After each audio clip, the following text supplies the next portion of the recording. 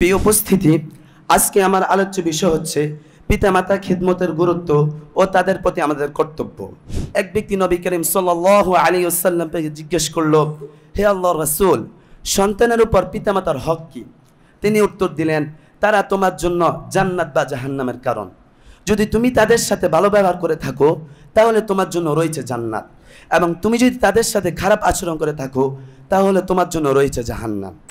সম্মানিত উপস্থিতি, মনে রাখতে হবে, সন্তান বালেগ হওয়ার পর তার দায়িত্ব হলো নিজের খরচাদি ব্যবস্থা করা, পিতামাতার ভরণ পোষণের ব্যবস্থা করা, তারা অসুস্থ হলে তাদের সেবা করা, তাদের সাথে সদ্ব্যবহার করা, তাদের অসন্তুষ্টির কোনো কাজ না করা, তাদের অবাধ্যতা না করা, তাদের জন্য সর্বদা রহমতের দোয়া করা, এমনইভাবে তারা ইন্তেকালের পর তাদের জানাজায় শরীক হওয়া, তাদের কৃত ওসিয়ত পূরণ করা, তাদের জন্য মহান প্রভুর দরবারে ক্ষমা প্রার্থনা করা, তাদের ক্ষণ থাকলে তা পরিশোধ করা, তাদের বন্ধুবান্ধব ও আত্মীয় স্বজনের সাথে সর্বদা সদ্ব্যবহার করা, মাঝে মধ্যে তাদের কবর জিয়ারত করা, তাদের জন্য দান করা ও ইসরায়েলের সওয়াব করা।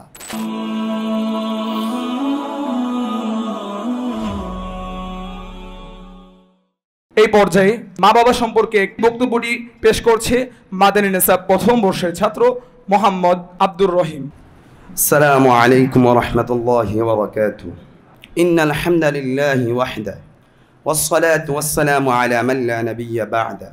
আম্মা বা'দ, ফাআউযু বিল্লাহি মিনাশ শাইতানির রাজীম। বিসমিল্লাহির রাহমানির রাহিম। وقضى ربك ألا تعبدوا إلا إياه وبالوالدين إحسانا إما يبلغن عندك الكبر أحدهما أو كلاهما فلا تقل لهما أف ولا تنهرهما وقل لهما قولا كريما. وقال رسول الله صلى الله عليه وسلم رضا الرب في رضا الوالد وسخط الرب في سخط الوالد. অধ্যকার আর রাহান কর্তৃক আয়োজিত আজকের অনুষ্ঠানের সম্মানিত মেহমান ও আমার সামনে উপবিষ্ট আছেন বাংলার দূর দূরান্ত থেকে আসা একজাক ইলম পিপাসু ছাত্র ভাইরা, আমি আপনাদেরকে আমার অন্তরের অন্তঃস্থল থেকে জানাচ্ছি আন্তরিক মোবারকবাদ ও শুভেচ্ছা। প্রিয় উপস্থিতি, আল্লাহ তাআলা অশেষ রহমত, যিনি আমাদেরকে দুনিয়ার বিভিন্ন গর্হিত কাজ এবং খারাপ কাজ থেকে বিরত রেখে এরকম একটা সুন্দর দ্বীনি মজলিসে বসা এবং কিছু ভালো কথা শোনার জন্য তৌফিক দান করেছেন। এই জন্য সবাই কালিমাতুশ শুকরিয়া আদায় করি, আলহামদুলিল্লাহ। প্রিয় উপস্থিতি, আজকে আমার আলোচ্য বিষয় হচ্ছে পিতামাতা খিদমতের গুরুত্ব ও তাদের প্রতি আমাদের কর্তব্য। বুঝিবার সুবিধার্থে আমি আমার বক্তব্যকে দুটি ভাগে ভাগ করছি। প্রথমটি হলো পিতামাতার খিদমতের গুরুত্ব, অপরটি হলো তাদের প্রতি আমাদের কর্তব্য। মুহতারাম হাজিরিন, পিতামাতা হলেন আমাদের এই জগতের আসার অন্যতম মাধ্যম। পিতামাতার মাধ্যমে আমরা এই পৃথিবীতে এসেছি। এই পৃথিবীর মনোরম পরিবেশ এবং মহান প্রভুর অপার লীলা ও কুদরতের সন্ধান পেয়েছি। মুহতারাম হাজিরিন, প্রথমে আমি শুরু করছি পিতামাতার খিদমতের গুরুত্ব নিয়ে। মহান প্রভু মহাগ্রন্থ আল কোরআন ইরশাদ করেন, ওয়াসাইনাল ইনসানা বিওয়ালিদাইহি ইহসানা। আমি মানুষকে তার পিতামাতার সাথে সদ্ব্যবহার করার নির্দেশ দিয়েছি। অন্যত্র ইরশাদ করেন, وقضى ربك ألا تعبدوا إلا إياه وبالوالدين إحسانا إما يبلغن عندك الكبر أحدهما أو كلاهما فلا تقل لهما أف ولا تنهرهما وقل لهما قولا كريما. তোমার প্রভুর একমাত্র ধার্যকৃত বিধান হলো একমাত্র তার ইবাদত করো, পিতামাতার সাথে ভালো ব্যবহার করো। যদি তাদের একজন বা উভয় বার্ধক্যে উপনীত হয় তাহলে তাদের জন্য উফ শব্দ বলিও না, বরং তাদের সাথে বিনম্রভাবে কথা বলো। এমনিভাবে হযরত রাসূল সাল্লাল্লাহু আলাইহি ওয়াসাল্লাম ইরশাদ করেন, হযরত আব্দুল্লাহ ইবনে মাসউদ রাদিয়াল্লাহু তাআলা বলেন, আমি রাসূল করিম সাল্লাল্লাহু আলাইহি ওয়াসাল্লামকে জিজ্ঞেস করলাম, হে আল্লাহর রাসূল, আইয়ুল আমালি আফদালু, কোন আমল সর্বোত্তম? তিনি উত্তর দিলেন, সময়মত নামাজ আদায় করো। আমি বললাম, এরপর কোনটি? তিনি উত্তর দিলেন, বিররুল ওয়ালিদাইনি, পিতামাতার সাথে ভালো ব্যবহার করো। অপর হাদিসে তার থেকে বর্ণিত আছে, আমি রাসূল করিম সাল্লাল্লাহু আলাইহি ওয়াসাল্লামকে জিজ্ঞেস করলাম, হে আল্লাহর রাসূল, আইয়ুল আমালি আকরাবু ইলাল জান্নাহ, কোন আমল আমাকে জান্নাতের নিকটবর্তী করে দিবে? তিনি উত্তর দিলেন, সময়মত নামাজ আদায় করো। আমি বললাম, এরপর কোনটি? তিনি উত্তর দিলেন, বিররুল ওয়ালিদাইনি, পিতামাতার সাথে ভালো ব্যবহার করো। মুহতারাম হাজিরিন, অন্য আরেক হাদিসে বর্ণিত আছে, এক ব্যক্তি নবী করিম সাল্লাল্লাহু আলাইহি ওয়াসাল্লামকে জিজ্ঞেস করলো, হে আল্লাহর রাসূল, সন্তানের উপর পিতামাতার হক কি? তিনি উত্তর দিলেন, তারা তোমার জন্য জান্নাত বা জাহান্নামের কারণ। যদি তুমি তাদের সাথে ভালো ব্যবহার করে থাকো তাহলে তোমার জন্য রয়েছে জান্নাত, এবং তুমি যদি তাদের সাথে খারাপ আচরণ করে থাকো তাহলে তোমার জন্য রয়েছে জাহান্নাম। অন্য আরেক হাদিসে বর্ণিত আছে, রিদার রাব্বি ফি রিদাল ওয়ালিদি ওয়া সাখাতুর রাব্বি ফি সাখাতিল ওয়ালিদি। পিতামাতার সন্তুষ্টি হলো আল্লাহ তাআলার সন্তুষ্টি, এবং পিতামাতার অসন্তুষ্টি হলো আল্লাহ তাআলার অসন্তুষ্টি। মুহতারাম হাজিরিন, উপরোক্ত আলোচনার মাধ্যমে আমরা বুঝতে পারলাম কোরআন ও হাদিসের দৃষ্টিতে পিতামাতার খেদমত ও ইহতিমামের গুরুত্ব কত বেশি। তাই এবার আমি আপনাদের সম্মুখে আমার দ্বিতীয় বিষয় নিয়ে আলোচনা শুরু করব, তা হলো পিতামাতার প্রতি আমাদের কর্তব্য।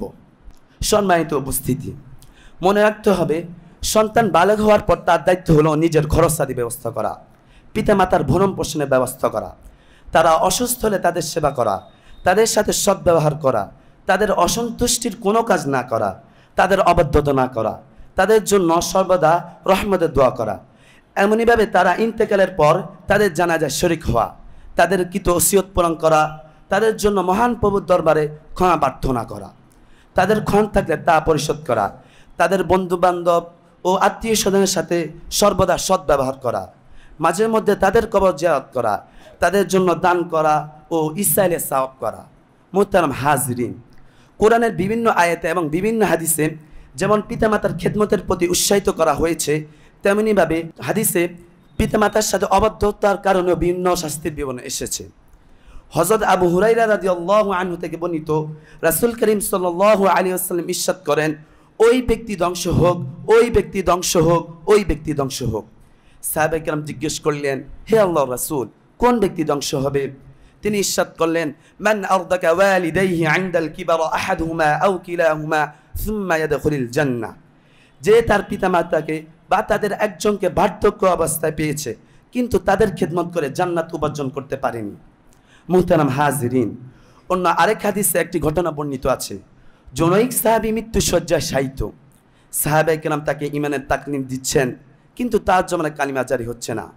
সাহাবায়ে কেরাম চিন্তিত হলেন, তাই রাসূল করিম সাল্লাল্লাহু আলাইহি ওয়াসাল্লামকে অবগত করলেন।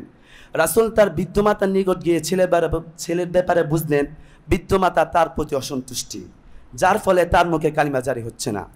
রাসূল উক্ত সাহাবীর জন্য মহান প্রভুর দরবারে ক্ষমা প্রার্থনার আবেদন করলেন।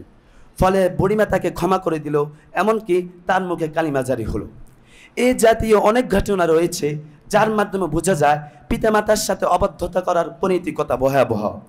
এমনইভাবে হাদিসে অমুসলিম পিতামাতার সাথেও বজ্র আচরণ করার নির্দেশ দিয়েছে। তাই এই কথা নির্দ্বিধায় বলা যায়, সন্তানের সফলতা ও ব্যর্থতার বিষয়টা অনেকটাই পিতামাতার সাথে জড়িত। কিন্তু দুঃখজনক হলেও বাস্তব সত্য প্রিয় ভাইরা, বর্তমান সমাজের কাছে পিতামাতা হলো অবহেলার বস্তু। বিবাহ পরবর্তী সময় তারা স্ত্রীর পুষ্টানোর কারণে বৃদ্ধ পিতামাতার সাথে খারাপ আচরণ করে। এমনকি স্ত্রীর মনোরঞ্জনের জন্য বৃদ্ধ পিতামাতাকে রেখে আসে বৃদ্ধাশ্রমে। তাদের এই আচরণ বরাবরই হতাশাজনক। বর্তমান আধুনিক বিশ্বের বৃদ্ধাশ্রম পিতামাতার সম্মানকে দুনিয়ায় মিশে দিচ্ছে। রচিত হচ্ছে ইতিহাসের বর্বর অধ্যায়। তাই পরিশেষে বলবো, আসুন আজ থেকে প্রতিজ্ঞা করি আমরা আর নয় পিতামাতার প্রতি অবজ্ঞা বা অসাদা আচরণ, বরং নিজেদের দুনিয়ার উন্নতি, আখিরাতে মুক্তির জন্য, সফল জীবনের জন্য পিতামাতার খেদমতকে শ্রদ্ধা ভরে গ্রহণ করব।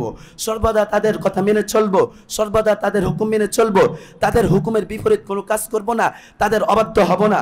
সর্বদা তাদের জন্য মহান প্রভুর দরবারে রহমত ও মাগফিরাতের দোয়া করব। তো এই বলে আমি শেষ করছি। ওয়া আখির দাওয়ানা আনিল হামদুলিল্লাহি রাব্বিল আলামিন। আসসালামু আলাইকুম ওয়া রাহমাতুল্লাহি ওয়া বারাকাতুহু। আর রায়হান ইন্টারন্যাশনাল মাদ্রাসা একটি আন্তর্জাতিক কোরআনিক শিক্ষা মিশন।